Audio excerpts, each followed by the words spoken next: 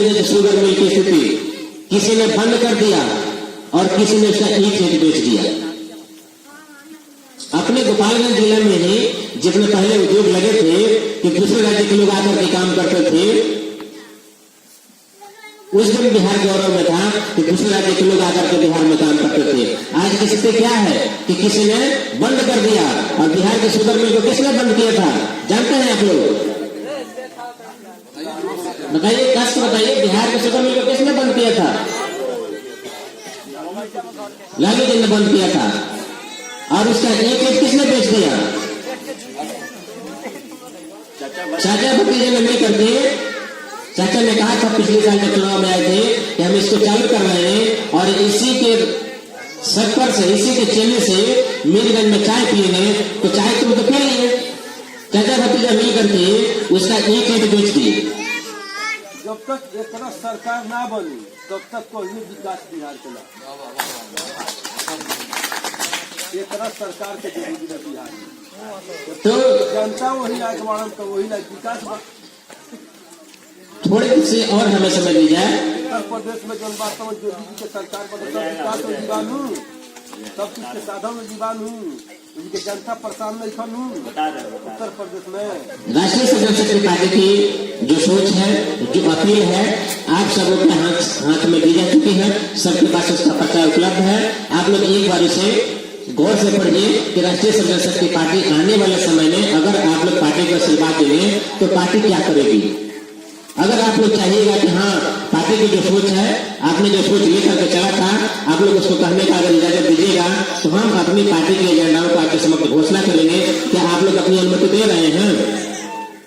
आप लोग एक साथ अपनी अनुमति दर्ज कीजिए कि हाँ हम लोग पार्टी के साथ हैं। आप अपनी घोषणाओं को जारी कीजिए। बोले आप लोग तैयार हैं परिवर्तन के लिए?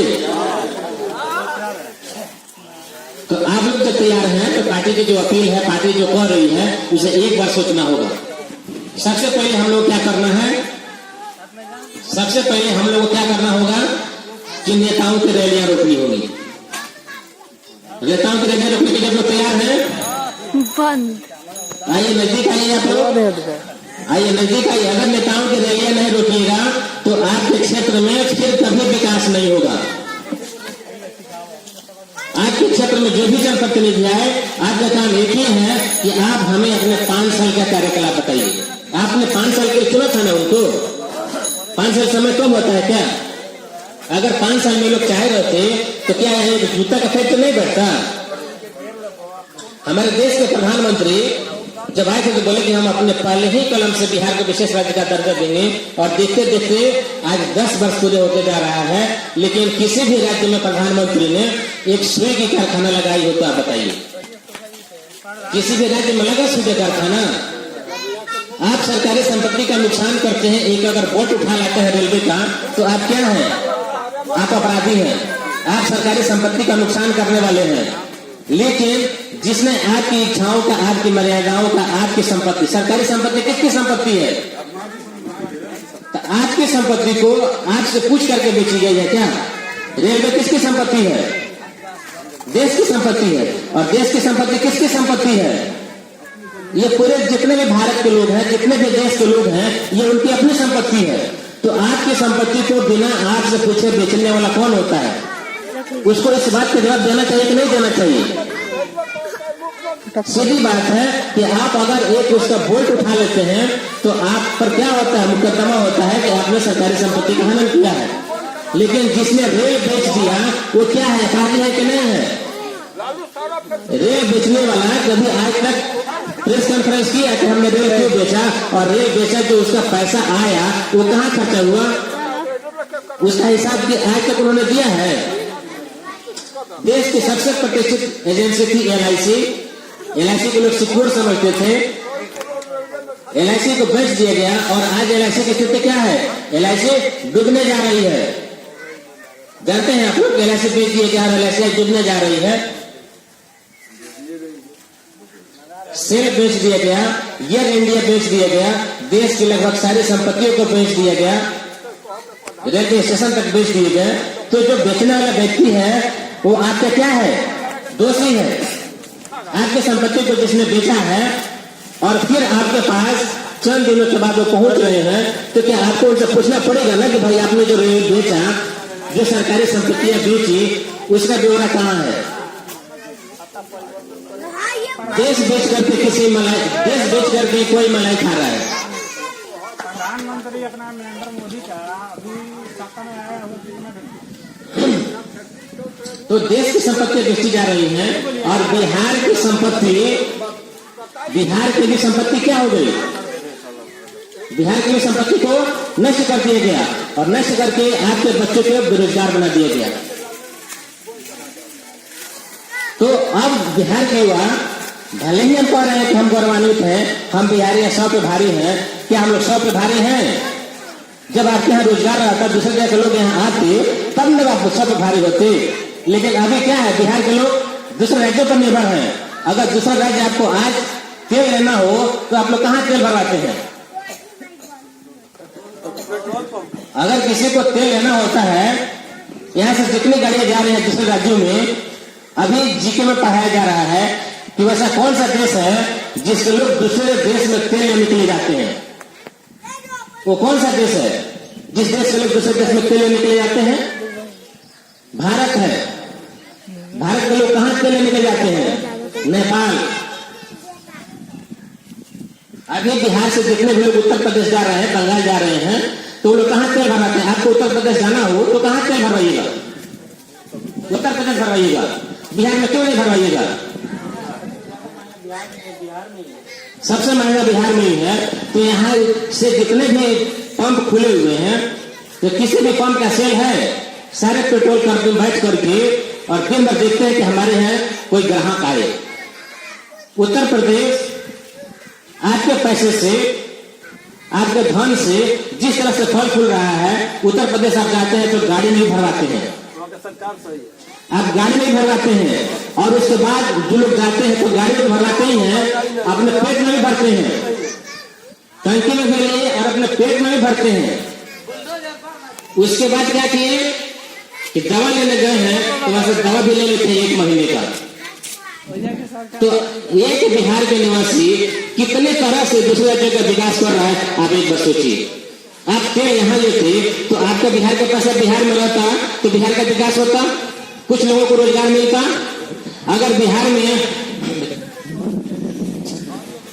में दारू बंद है, नहीं मिल रहा है, तो बंद है तो जितने आसानी से मिल रहा है, चालू था तो उतने आसानी से नहीं मिलता था। तो मगर एकदम बहुत अच्छा व्यवस्था।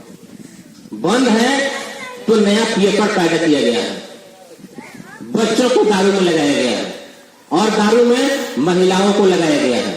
कल हमने देखा कि छपरा में एक 70 साल की वृद्ध महिला दारू की सप्लाई कर रही थी और जब प्रशासन पकड़ कर अपनी गाड़ी में बैठाई तो उसका तबीयत खराब हो गई। आज तक इतिहास में किसी ने देखा था कि महिलाएं दारू की शराब बिक्री करते थे और भी वृद्ध महिलाएं करते थे? स्कूल जाने वाले बच्चे बैग में दारू लेकर के जाते थे, आज तक नहीं हुआ था। लेकिन आज देखने को मिल रहा है कि वृद्ध औरतें भी दारू की सप्लाई कर रही हैं। क्या होगा? महंगाई है, इतनी ना महंगाई है कि कोई आदमी 500 रुपये दिहाड़ी कमा करके भी शाम को सब्जी नहीं खरीद सकता है।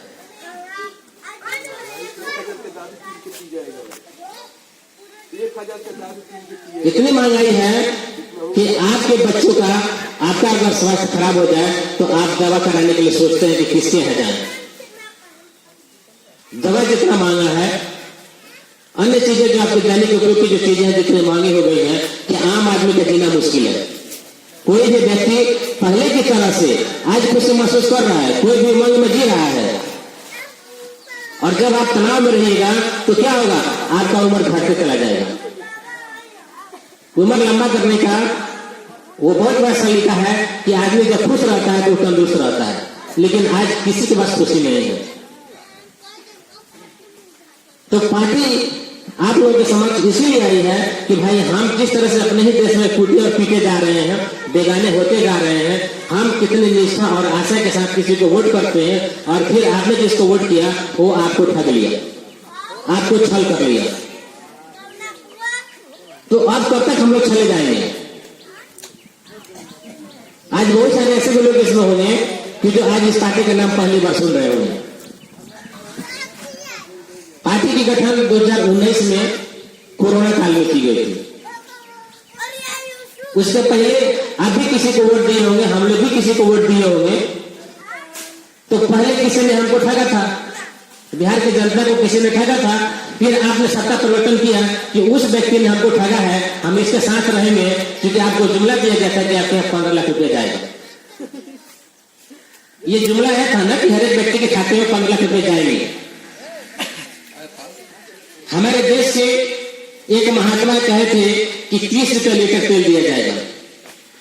किसी ने कहा था ना कि 30 रुपये डीजल पेट्रोल दिए जाएंगे। क्या नाम बता रहे हैं? रामदेव जी ने क्या कहा था कि 30 रुपये तेल दिए जाएंगे और सबके खाते में 15 लाख रुपया जाएगा और 300 रुपये का सिलेंडर दिया जाएगा। और किसी ने कहा था कि इस तारीख को इसका बटन दबाइए और 13 रुपये किलो चीनी पाइए। आज चीनी का रेट क्या है? तो आप जिसको चुने, आप पहले जिसको वोट किए थे, लगा कि नहीं ये गलत है, इस तरह का हो रहा है, फिर ये लोग आएंगे तो हमारे यहाँ विकास होगा। तो क्या आपके साथ धोखा हुआ कि नहीं हुआ? आप 300 रुपये का सिलेंडर खरीदते थे, आज कितने रुपए का सिलेंडर खरीद रहे हैं? तो जैसे जैसे जनसंख्या बढ़ेगा वैसे वैसे महंगाई बढ़ेगी। जनसंख्या एक हम लोग के दिमाग में चीज खिलाई जा रही है। हम लोग 47 में आजाद हुए थे। हम लोग कब आजाद हुए थे? 47 में। चीन कब आजाद हुआ था? 48 में।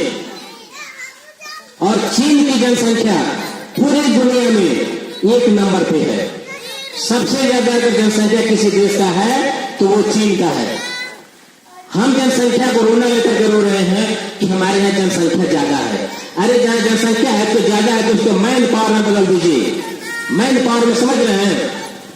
अगर मैन पावर में अपनी जनसंख्या को मैन पावर में बदल दें, चीन यही चीज किया था कि उसने अपनी जनसंख्या का इस्तेमाल मैन पावर में लगा दिया। और मैन पावर में लगाने का वजह हो गया कि पूरी दुनिया के जितने भी इंडस्ट्रीज हैं वो कहाँ स्थापित हैं? चीन में स्थापित हैं। पूरी दुनिया में सस्ता टेक्नोलॉजी कौन बेचता है? चीन बेचता है। और हम लोग जनसंख्या ज्यादा होने का रोना रोते हैं।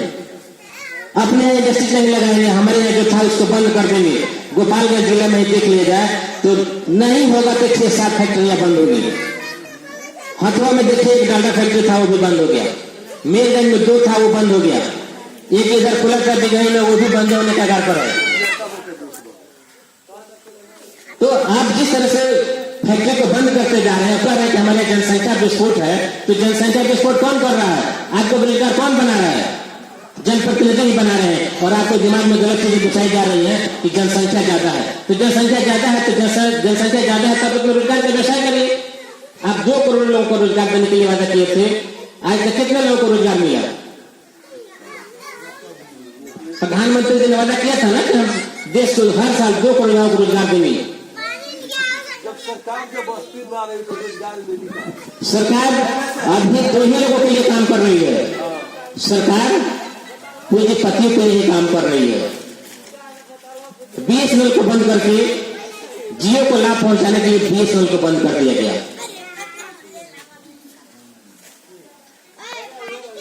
आप सब लोग बुद्धिजीवी हैं, पढ़े लिखे लोग हैं, आप सब लोग समाचार देखते हैं, न्यूज देखते हैं। इस चीज की जानकारी मीडिया आपको भले भांति पहुंचाती है कि कब किस देश को बेचा जा, किस समाज को, किस उपयोग को बेचा जा रहा है। अभी नया नियम जो आया है कि 1 लाख रुपए का अगर आप ट्रांसफर करते हैं, किसी को देते हैं, तो आज जो कर लग रहा है वह 1.1% है। मतलब 1 लाख रुपए अगर आप किसी को ट्रांसफर करेंगे तो कितना टैक्स देना है आपको? तो आज देश की सरकार केवल फीस पर और फाइन पर ही चल रही है।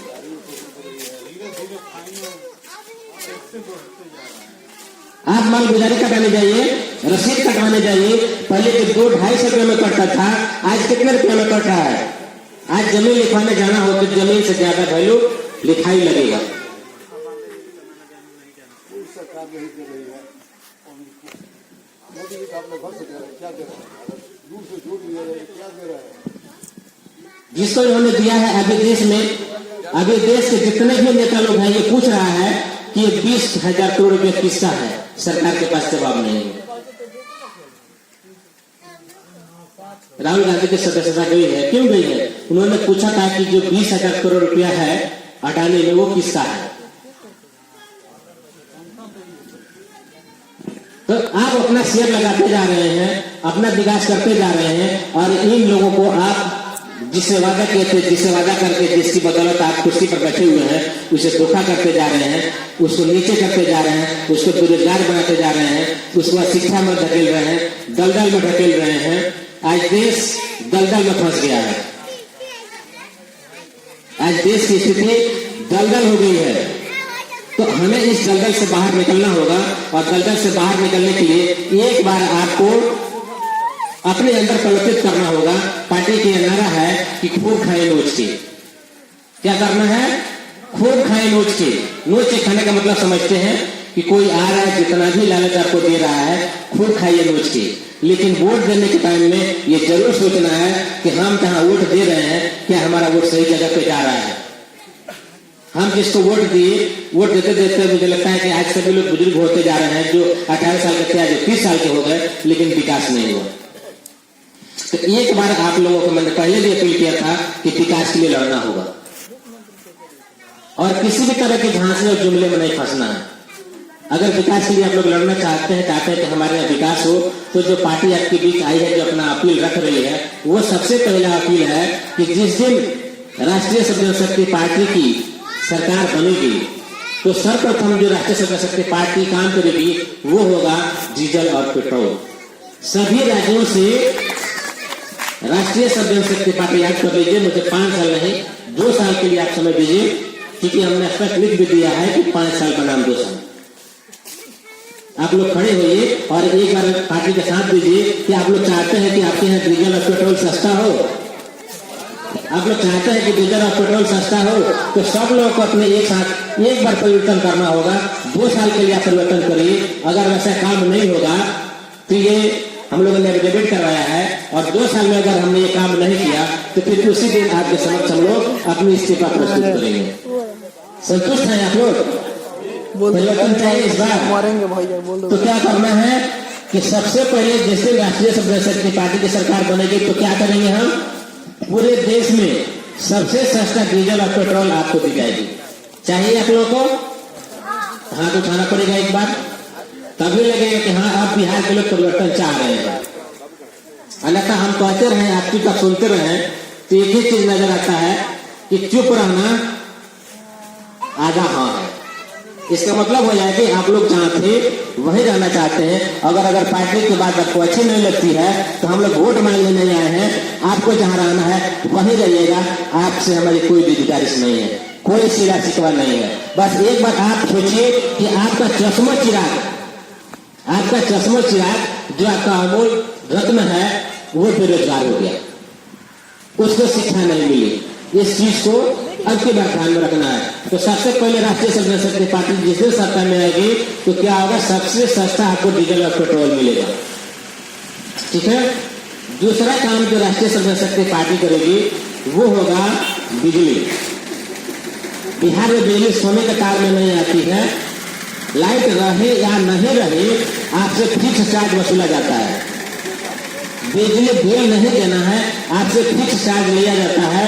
आपको पता नहीं है, लाइट रहे चाहे नहीं रहे, आपके यहाँ निर्धारित है आपको 25-50 रुपए, 10-20 रुपए, जो भी आपको स्लैब में बना दिया गया है उतना आपको देना ही देना है। उसके बाद आप जितना यूज करते हैं उसका पैसा देना होता है। वो भी अभी 25% उसका रेट बढ़ गया है। बिजली का रेट पिछले ही महीने बढ़ाया गया है।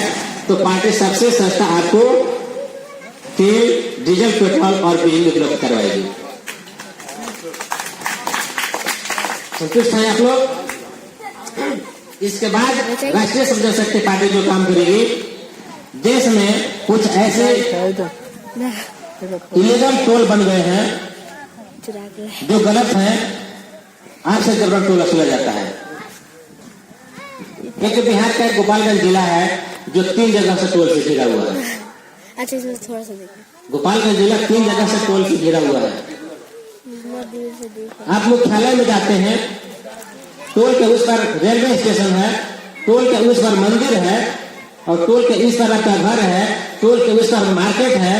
हो सकता है कि आपका दुकान होगा, हो सकता है कि आप पूजा करने जा रहे होंगे, हो सकता है कि स्टेशन किसी को रिसीव करने जा रहे होंगे अपनी गाड़ी से, तो जाते हैं तो टोल देते हैं। उसके केवल दरवाजे से घुस के निकल जाइएगा तो आपको टोल देना है। अगर गलती से चल गए और लग गया कि मेरा फोन इधर छूट गया है और फिर आइएगा तो फिर आपको टोल देना है। आप फोन ले लिए फिर जा रहे हैं तो फिर टोल देना है। इस तरह से कितने बार टोल दे रहे हैं? अगर गलती हो गया तो 2 बार,